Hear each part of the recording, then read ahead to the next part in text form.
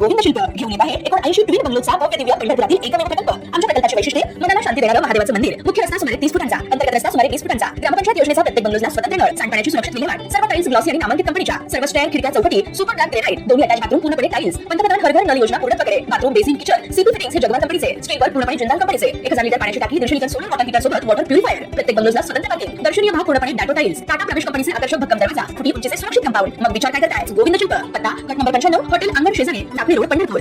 स्वेच्छेनं वाहन मोडीत स्क्रॅप काढणाऱ्या वाहनधारकांना पुन्हा त्याच प्रकारचे नवीन वाहन खरेदी करताना 15% कर सवलत देण्याचा निर्णय आज झालेल्या मंत्रिमंडळ बैठकीत घेण्यात आलाय।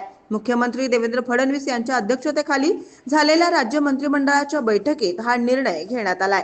नोंदणीकृत केंद्रांवर म्हणजे RVSF वाहन मोडीत म्हणजेच स्क्रॅप केल्यानंतर काढल्यानंतर वाहनधारकास मिळालेले ठेव प्रमाणपत्र कर सवलतीसाठी पुढील 2 वर्ष वैध राहणार आहे। यात ज्या प्रकारचे म्हणजेच दुचाकी, 3 चाकी किंवा हलके मोटार वाहन मोडीत काढलेले असेल त्याच प्रकारचे वाहन खरेदीनंतर नोंदणी करताना ही कर सवलत लागू होणार आहे। याबाबतची अधिसूचना जाहीर झाल्यापासून 3 वर्षाच्या आत असे वाहन स्वइच्छेने मोडीत म्हणजे स्क्रॅप काढल्यास ही कर सवलत मिळणार आहे। नोंदणीकृत वाहन निष्कासन केंद्रावर म्हणजेच RVSF परिवहन प्रकारातील वाहनांना नोंदणीपासून 8 वर्षाच्या आत वाहन स्वेच्छेने मोडीत काढल्यास तसेच परिवहनेनंतर प्रकारातील वाहनांना नोंदणी पासून 15 वर्षाच्या आत स्वेच्छेने वाहन मोडीत काढल्यास 10% कर सवलत दिली जात होती।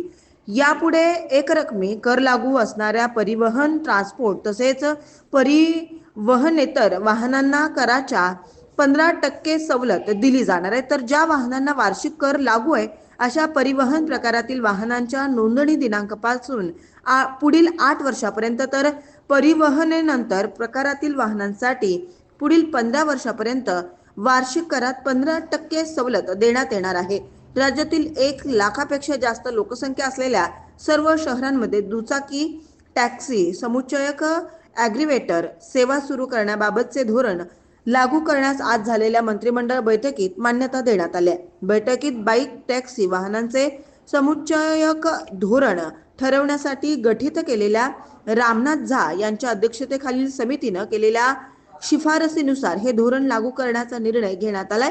यामुळे राज्यातील नागरिकांसाठी वाहतुकीचा किफायतशीर आणि सोयीचा पर्याय उपलब्ध होणार आहे। या धोरणाअंतर्गत बाईक टॅक्सी सेवा देणाऱ्या समुच्चयांकडून इलेक्ट्रिक बाईक वापराव्या लागणार आहेत।